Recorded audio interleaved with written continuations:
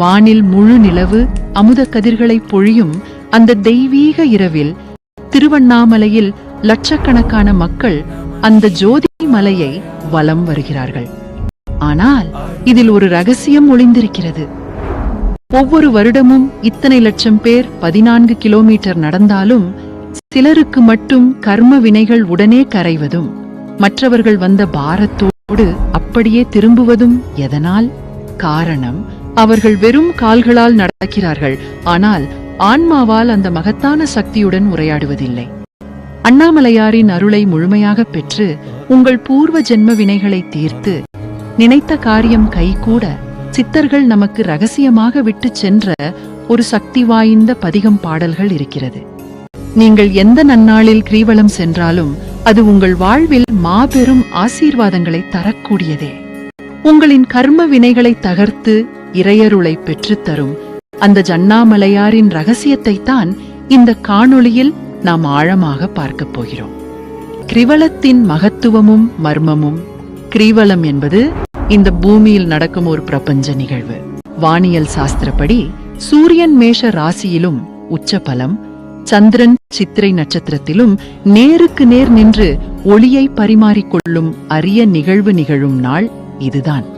ஆண்பால் ஆற்றலான சூரியனும் பெண்பால் ஆற்றலான சந்திரனும் நேர்கோட்டில் சந்திக்கும் போது உருவாகும் மாபெரும் மின்காந்த அலைகள் அண்ணாமலையின் ஈர்ப்பு விசையோடு சேரும்போது அந்த மலையடிவாரம் முழுவதும் ஒரு அபாரமான காந்த களமாக மேக்னெட்டிக் ஃபீல்ட் மாறுகிறது.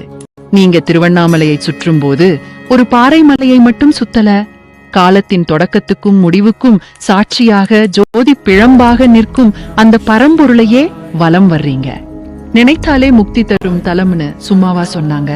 அந்த மலையின் ஒவ்வொரு கல்லும் மரமும் ஒவ்வொரு அணுவும் சிவமயம். புராணங்களின்படி இந்த மலைதான் உலகின் முதல் சிவலிங்கம். பிரம்மாவுக்கும் விஷ்ணுவுக்கும் அடிமுடி காணா ஜோதியாக சிவன் நின்றதன் ஸ்தூல வடிவம் இதுதான். இங்கதான் அன்னை பார்வதி சிவபெருமானின் இடப்பாகம் பெற்று அர்த்தநாரீஸ்வரரானாங்க.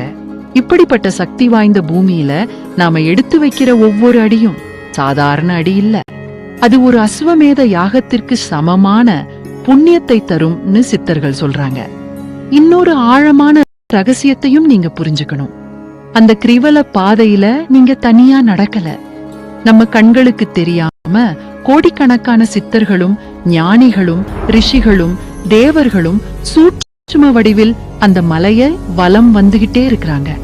அவங்க வலதுபுறமாக மலையை ஒட்டி வலம் வர்றதாவும் நாம இடதுபுறமாக நடக்க வேண்டும் என்றும் ஒரு ஐதீகம் இருக்கு. நீங்க நடக்கும்போது உங்க பக்கத்துல ஒரு சித்தர் உங்களை கடந்து போகலாம். ஒரு மகான் உங்கள் பிரார்த்தனைகளுக்கு ஆசீர்வதிக்கலாம்.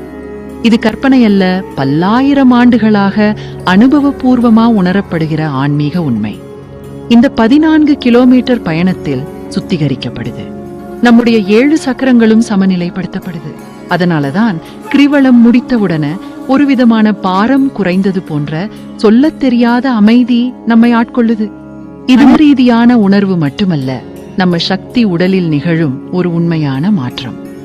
ஆனா இந்த மாற்றத்தை முழுமையா பெறவும் இந்த தெய்வீக சக்தியை நமக்குள் ஈர்த்து கொள்ளவும் நாம ஒரு குறிப்பிட்ட மனநிலையில ஒரு குறிப்பிட்ட அதிர்வெண்ணில் இருக்கணும். அங்கதான் நம்மில் பலர் தவறு செய்கிறோம். நம்மில் பலர் அறியாமலேயே உலகியல் சிந்தனைகளுடன் நண்பர்களிடம் பேசியபடியோ அல்லது குடும்பம் மற்றும் வியாபாரம் குறித்த எண்ணங்களுடனோ நடக்க நேரிடுகிறது. இப்படி மனம் உலக விஷயங்களில் லயிக்கும் போது அந்த தெய்வீக ஆற்றலை முழுமையாக உள்வாங்கும் அரிய வாய்ப்பை நாம் சற்றே தவறவிடுகிறோம். அண்ணாமலையான் அருளை வாரி வழங்க காத்திருக்கிறான். அதை ஏந்து கொள்ளும் பாத்திரமான நம் மனதை கவனச் சிதறல்கள் இன்றி தூய்மையாக திறந்து வைக்க வேண்டும். உங்கள் மனமும் ஆன்மாவும் அந்த அருணாசலத்துடன் முழுமையாக ஒன்ற வேண்டும்.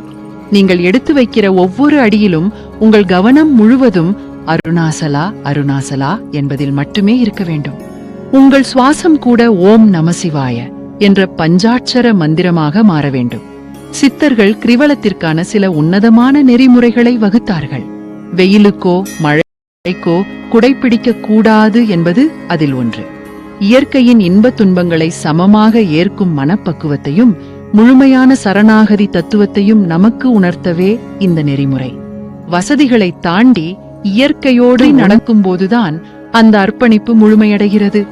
எல்லாவற்றிற்கும் மேலாக வெறும் கால்களோடு பூமியை மிதித்து நடப்பதே கிரிவலத்தின் உச்சபட்ச பலனை தரும். அப்போதுதான் அண்ணாமலையின் அந்த மாபெரும் காந்த சக்தி நமது பாதங்கள் வழியாக உடலுக்குள் நேரடியாக ஊடுருவி பிரபஞ்ச தொடர்பை வலுவாக்கும்.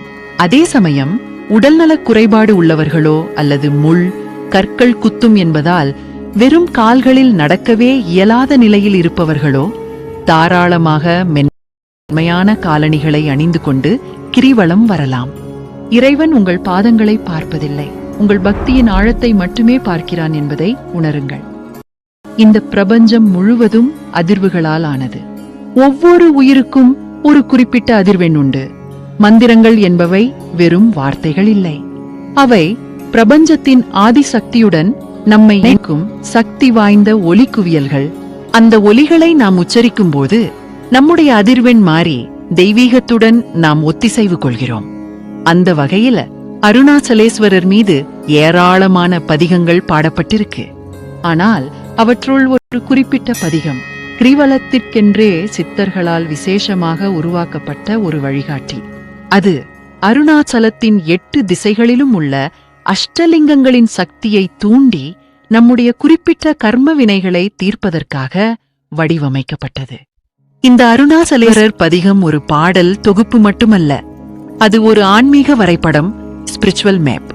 நீங்கள் கிரிவல பாதையில் ஒவ்வொரு திசையை அடையும் போதும் அந்த திசைக்குரிய லிங்கத்தை நெருங்கும் போதும் இந்த பதிகத்தில் உள்ள குறிப்பிட்ட வரிகளை பாடும்போது அந்த இடத்தின் சக்தியும் மந்திரத்தின் சக்தியும் இணைந்து ஒரு பெரிய ரசவாதத்தை நிகழ்த்துகின்றன. உங்கள் பிரார்த்தனைகள் பல மடங்கு வலிமை பெறும். இந்த பதிகத்தின் பல பாடல்கள் அரகர மகேசனே, பரமகுரு வீசனே, அணியனாமலை வாசனே என்ற வரிகளுடன் முடியும். இதன் பொருளை உணர்ந்து சொல்லுங்கள். ஹர ஹர மகேசனே, என் பாவங்களை அழிப்பவனே. பரமகுரு ஈசனே, எனக்கு ஞானம் தரும் ஆதிகுருவே. அணி அண்ணாமலை வாசனே, அழகிய அண்ணாமலையில் வாசம் செய்யும் என் இறைவனே. இந்த ஒரு வரியே உங்கள் முழுமையான சரணாகதியை வெளிப்படுத்திவிடும்.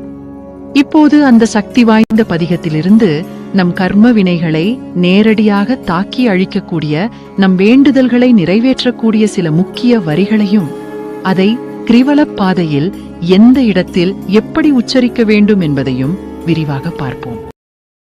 கிரிவலப் பாதையை ராஜகோபுரத்தை வணங்கி நாம் தொடங்குகிறோம். நம் பயணம் 8 திசைகளிலும் உள்ள அஷ்டலிங்கங்களை தரிசிப்பதுதான். ஒவ்வொரு லிங்கமும் ஒரு குறிப்பிட்ட கிரகத்தின் ஆதிக்கத்திலும் ஒரு குறிப்பிட்ட பலனை தரும் சக்தியுடனும் விளங்குது. இப்பொழுது அந்த லிங்கங்களோடு தொடர்புடைய பதிக வரிகளை காண்போம். 1. இந்திரலிங்கம். பதவி, புகழ் மற்றும் ஐஸ்வர்யத்திற்காக கிரிவல பாதையில் நாம் முதலில் சந்திப்பது கிழக்கு திசையில் உள்ள இந்திரலிங்கம். தேவர்களின் தலைவன் இந்திரனால் வழிபடப்பட்ட இந்த லிங்கம் பதவி உயர்வு, சமூகத்தில் மதிப்பு, புகழ், செல்வம் ஆகியவற்றுக்கு அதிபதி. இங்கு நின்று அருணாசலேஸ்வரர் பதிகத்தின் இந்த வரியை முழு மனதுடன் உச்சரியுங்கள். பதிகவரி: ஓதுமலை துல்லிய விபூதிமலை, கைலையன் உறைந்தமலை, மந்திரமலை உத்தமமெயின், ஞானியர் தபோதனர்கள் சூழுமலை ஓங்குமலை, எழியாமலை, சோதிமலை